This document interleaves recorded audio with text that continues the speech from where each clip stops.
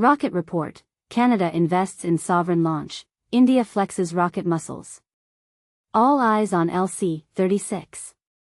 Europe's Ariane 6 rocket gave an environmental monitoring satellite a perfect ride to space. Rahul Goel, the CEO of Canadian launch startup Nordspace, poses with a suborbital demo rocket and members of his team in Toronto earlier this year. Credit, Andrew Francis Wallace / Toronto Star via Getty Images. Welcome to edition 8.18 of the Rocket Report. NASA is getting a heck of a deal from Blue Origin for launching the agency's Escapade mission to Mars. Blue Origin is charging NASA about $20 million for the launch on the company's heavy-lift New Glenn rocket. A dedicated ride on any other rocket capable of the job would undoubtedly cost more. But there are trade-offs. First, there's the question of risk. The New Glenn rocket is only making its second flight, and it hasn't been certified by NASA or the U.S. Space Force. Second, the schedule for Escapade's launch has been at the whim of Blue Origin, which has delayed the mission several times due to issues developing New Glenn.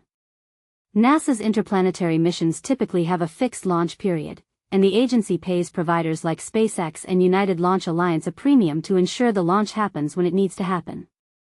New Glenn is ready, the satellites are ready, and Blue Origin has set a launch date for Sunday, November 9th. The mission will depart the Earth outside of the usual interplanetary launch window, so orbital dynamics wizards came up with a unique trajectory that will get the satellites to Mars in 2027. As always, we welcome reader submissions. https://arstechnica.com/launch-stories.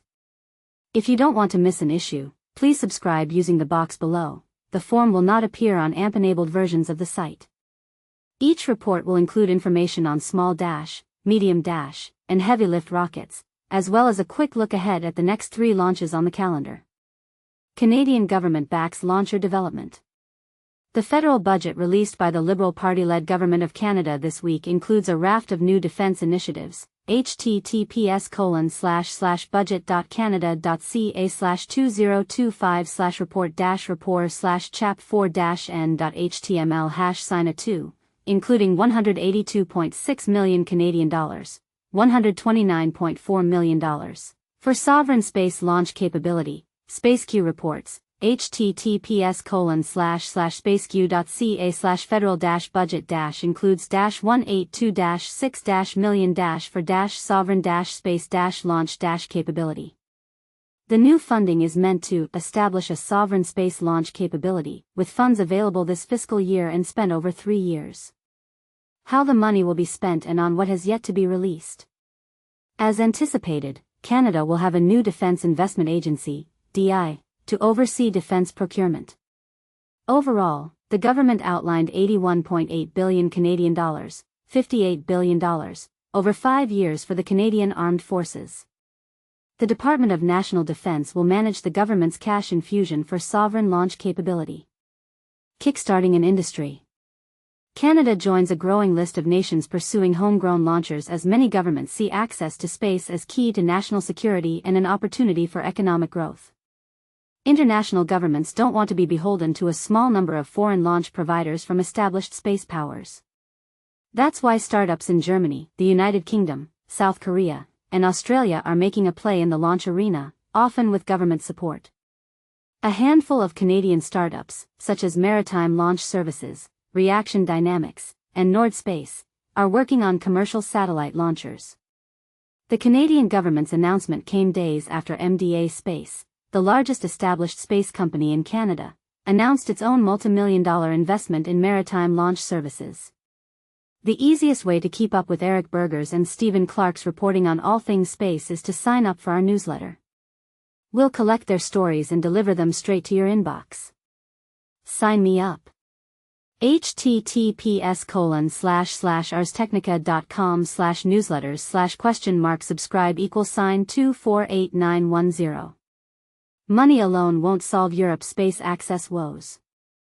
Increasing tensions with Russia have prompted defense spending boosts throughout Europe that will benefit fledgling smallsat launcher companies across the continent. But Europe is still years away from meeting its own space access needs, Space News reports. https://spacenews.com/analysts-say-experience-not-funding-is-hindering-European-smallsat-launchers. Space News spoke with industry analysts from 2 European consulting firms.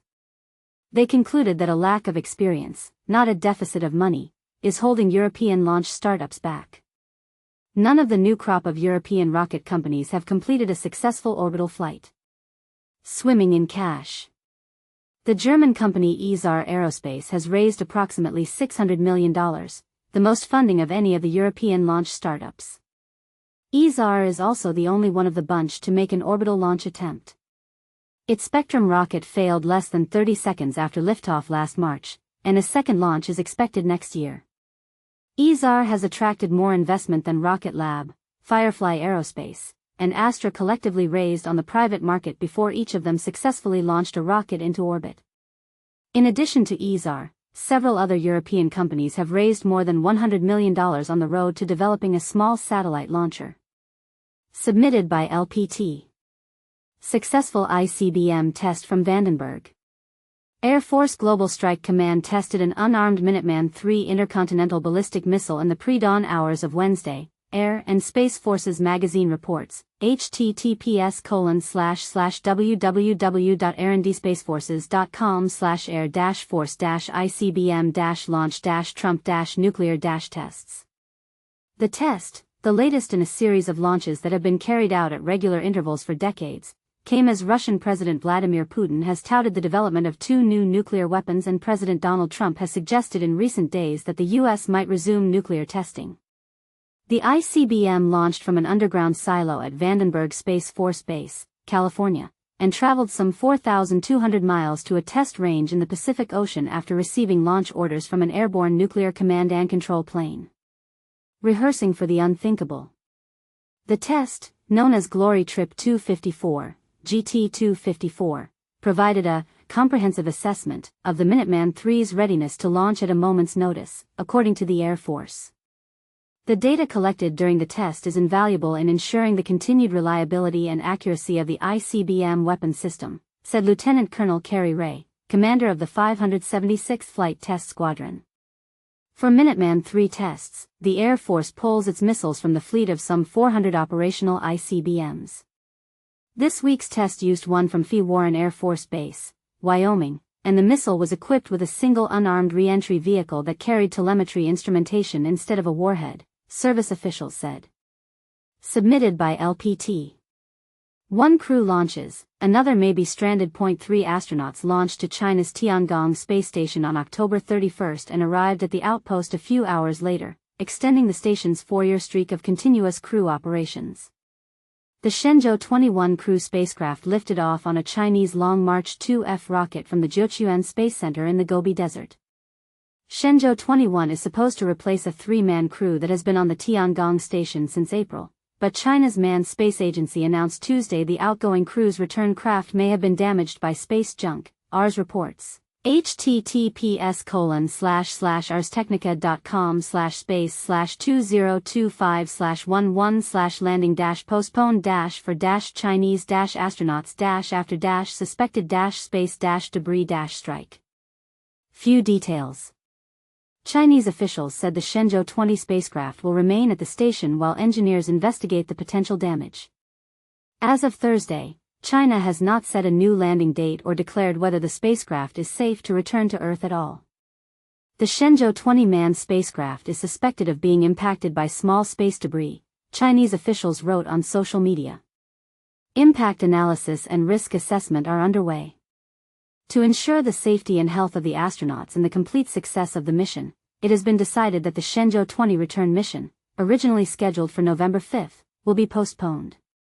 In the event Shenzhou 20 is unsafe to return, China could launch a rescue craft, Shenzhou 22, already on standby at the Jiuquan Space Center. Falcon 9 rideshare boosts Vast ambitions. A Pathfinder mission for Vast's privately owned space station launched into orbit Sunday and promptly extended its solar panel, kicking off a shakedown cruise to prove the company's designs can meet the demands of spaceflight, ARS reports. https://arstechnica.com/space/2025/11/a commercial-space-station-startup-now-has-a-foothold